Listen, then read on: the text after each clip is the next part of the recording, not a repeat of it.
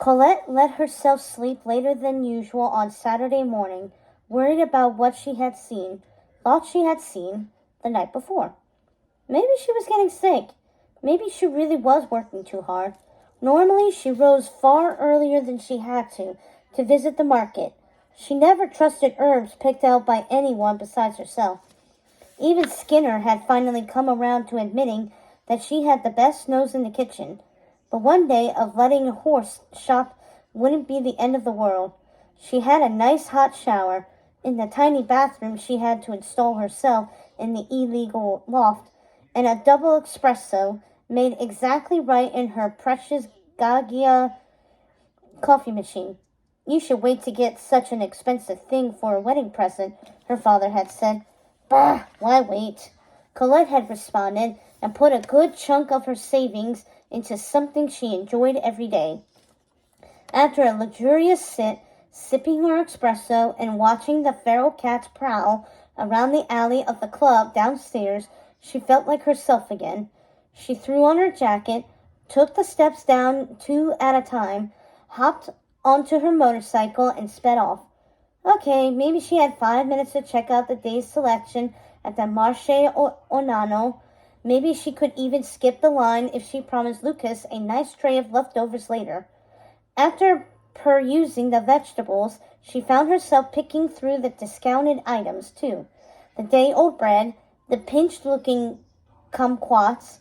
What would a rat make with garbage like that? Trying not to think about it too much, Colette put the items in her basket. But all day she couldn't stop thinking about the weird little rat and its culinary particularity. She barely remembered the ride from the market to the restaurant, and actually nicked her thumb with the knife, something she hadn't done in years.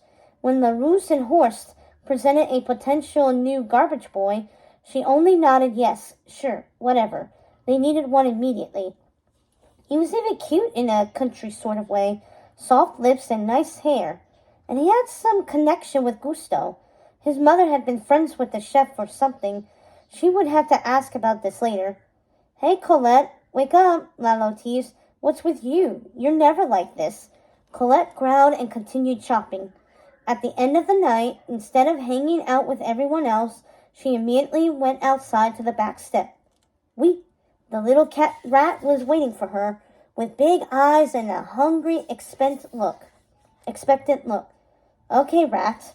She took out the food she had and slapped it down, one ingredient at a time, like she was pounding a palliard. Heel of bread, fromage salers, a bit of hollandaise, a kumquat, 2 slices of sweet pepper.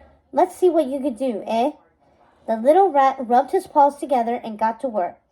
She didn't know why she thought of it as a he now, ran up to each ingredient, sniffed delicately, ran his paws over it.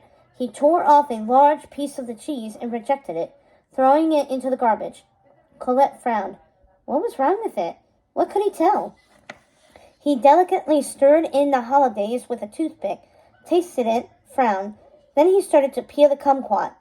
You don't, Colette began, but before she could finish telling him that you ate the peel and fruit together, that it was the peel that was sweet and not the fruit.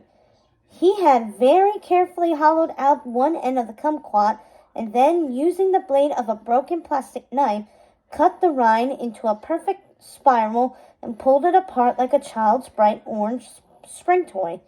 This he carefully laid on the inside of the old bread. He turned to face her. He wiggled his front toes as best he could and drew his paws apart. Like something exploding. Like, you want a fire? Colette asked. The rat nodded. Obeying his request like it was all a dream, she pulled out her lighter, flicked it on, and carefully put it on the ground between them. With a frown of intense concentration, the rat took the cheese he hadn't rejected and gently stabbed it with a toothpick, rotating it with a serious look of concentration on his face. He slowly roasted it over the flame until the fromage was just the slightest bit gooey and burnt on one end. He immediately doted it on the bread, in between the curls of kumquat peel. He shredded the pepper into the tiniest strips, tinier than matches, more like fingernail clippings, and scattered them on top. With a dramatic air of finality, he slammed the bread shut and turned to her, paws out. Voilà! Colette frowned distrustfully, not just because a rat had made a sandwich, who knew where his paws had been, but because the combination of ingredients was disgusting. But she politely tore the sandwich in half, presenting him with one the same size as hers, and bit in. What? She said as she hit her mouth. The taste didn't so much blend as overlap, one flavor after another, salty, sweet, briny, combining into a magnificent piece de resistance, sparkling citrus fireworks right before she swallowed it. It was like nothing Auguste Gusto had ever made, at least not outside of his own kitchen late at night. It was something else, a very delicious something else. Not bad, she said grudgingly. The rat clasped his little paws together, almost sweetly.